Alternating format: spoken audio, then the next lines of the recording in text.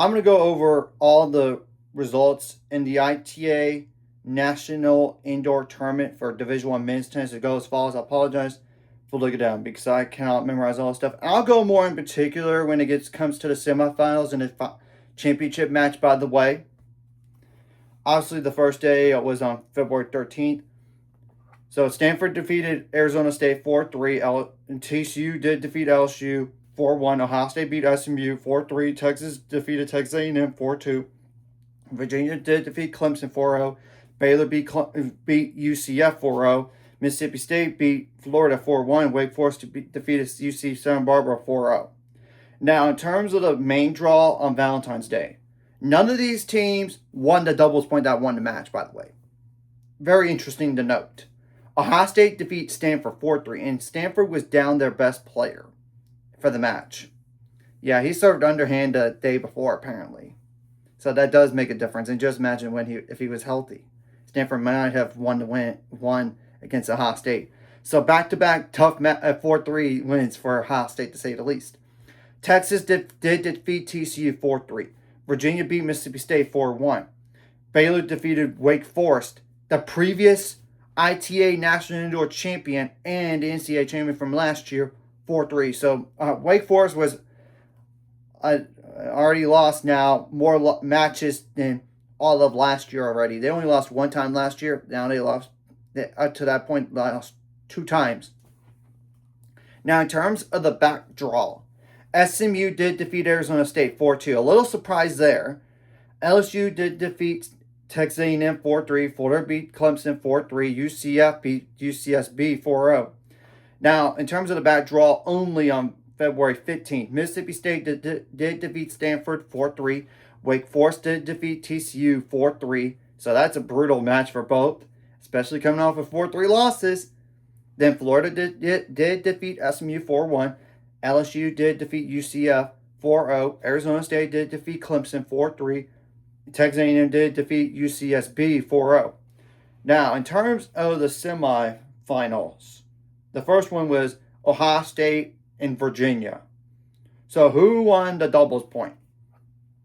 So at number 1 doubles, Virginia's Styles Brockett and Dylan Dietrich beat Alex Bernard and Alexander Bernard and Alex Okonkwo 6-2.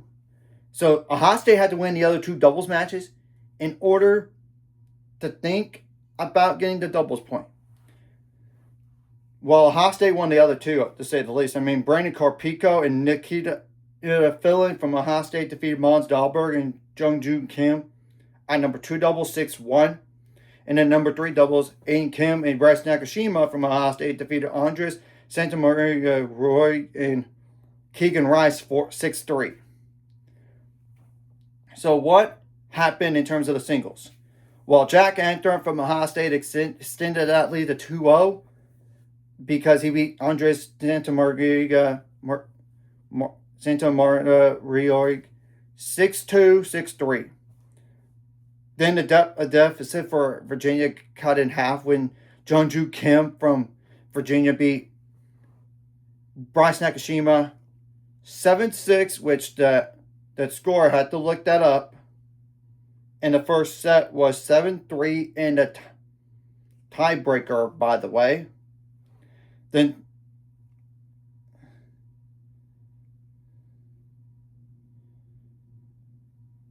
yeah, 7-3 in the tiebreaker, and according to Ohio State, 6-4 in the second set.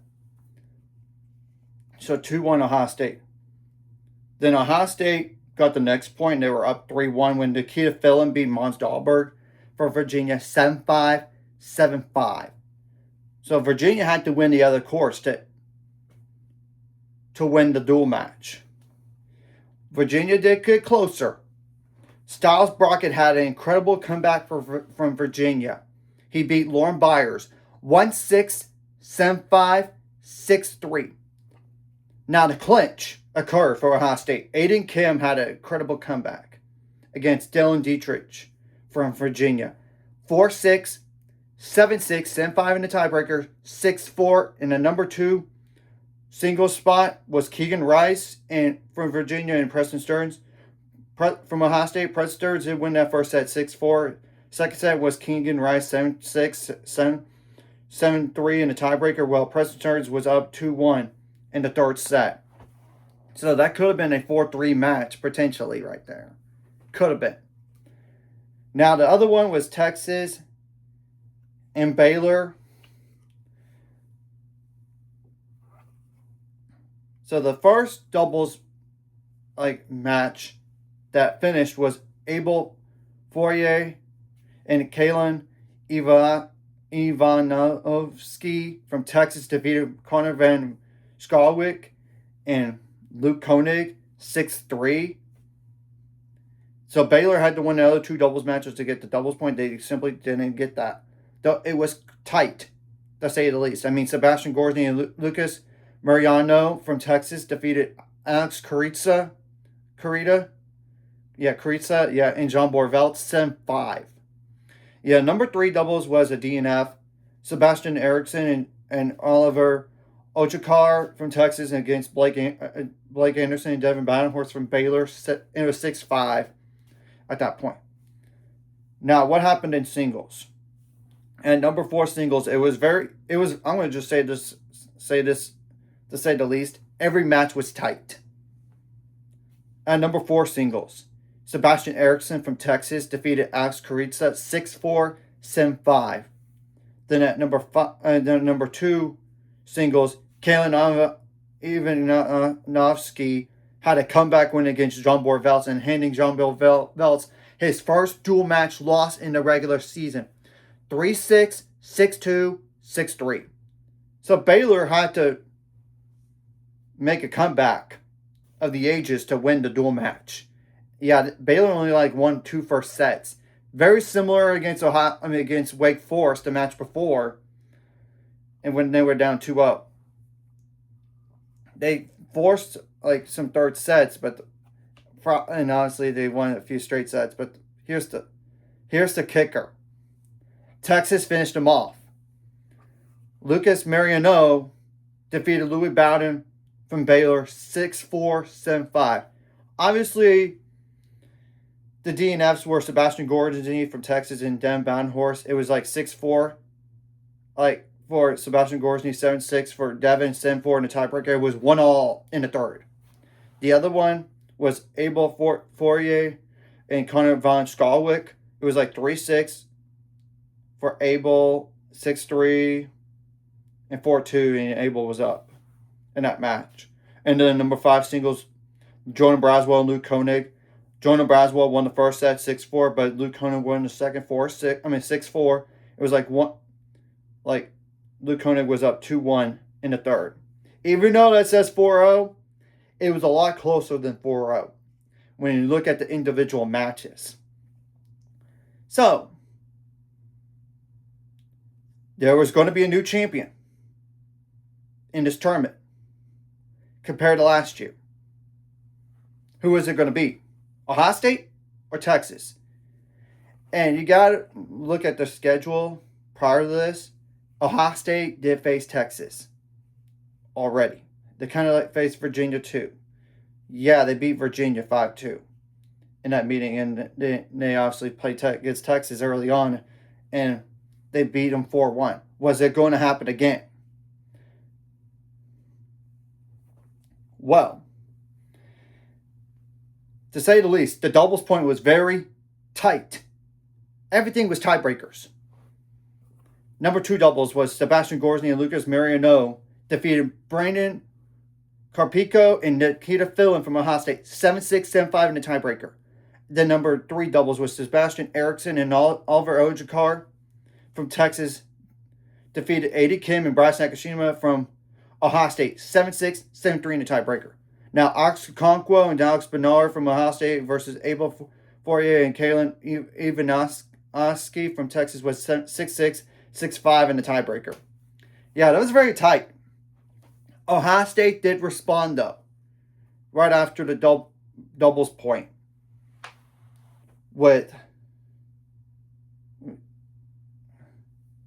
Though, just to make things clear when you look at it.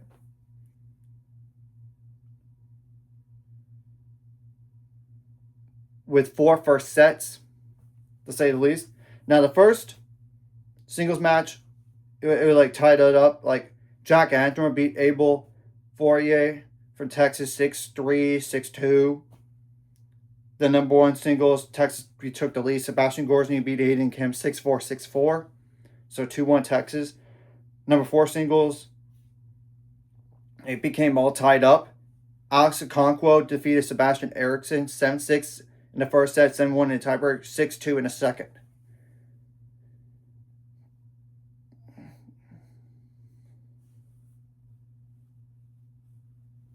Then at number 6 singles, Lucas Mariano had an incredible comeback against Nikita Phelan from Ohio State. 3-6, 6-2, 6-3. So there was 2 courts remaining. Ohio State had to win both to win it. Well, Ohio State did it. At number 2 singles, Kayla Ivanovsky from Texas defeated Preston Stearns 7-5, 6-4. Yeah, so 4-2 win right there. And the DNF, by the way, was Bryce Nakashima and Oliver Ojakar. Like 6-2, 3-6, 2-2. So it was a very tight match, to say the least, on some of these. And I would have thought the winner of the Virginia-Ohio State match was going to win against Baylor and Texas. And as soon as Ohio State won that match against Virginia, I thought they were going to win the whole thing. If there was going to be a tournament that they were going to win this year, it would have been this one. Because they're not an outdoor team. Simply put, they didn't. With that being said, congratulations to Texas. And you know what's crazy is? They're not even fully healthy. Because all of the... honestly, I know they're not fully healthy because Lucas Brown did not play. And all this. So yeah, that kind of proves their depth right there.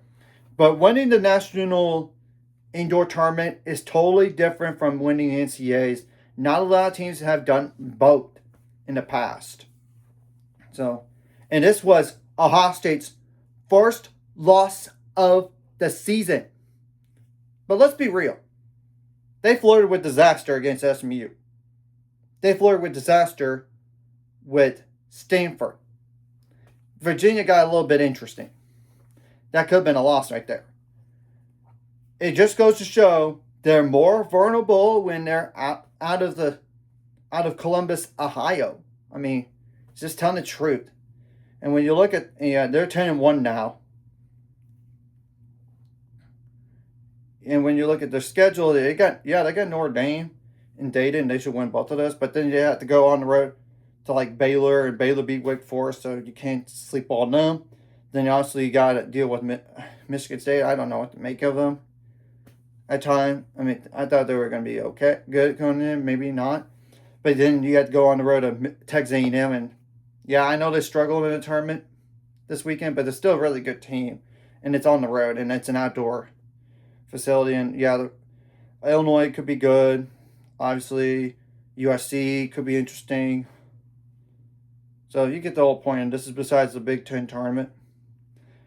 So if they're going to lose them, and there's a reason why there's not any like national champion for the NCAAs that went unbeaten since 2013 Virginia. It's so hard to go unbeaten. Even that Wake Forest team last year, they lost one time. And that was it. Now Texas, they're 9-3 overall, including 5 straight wins. They just need to get healthy. And they begin SEC play literally this week. And both matches were on the road against Mississippi State, who win the National Indoor Tournament, and is obviously Alabama. I know. So you get the whole point, and the SEC is going to be interesting as well. And they do have to play TCU again, but this another time as a non-conference match, and it will be in Austin and not in Waco. So we have to obviously wait and see what happens down the line for both of these teams going forward. So, anyways, if you like this content, hit the like, subscribe, and see you guys later on the road to 800 subscribers, goals, ultimate goals, 1,000 more, some monthly scores. Like video, comfort really helps YouTube background. some more people see us, and the video does help as well. Some more people could watch, and if you're watching and not subscribed, hit subscribe, punch the notification bell as well.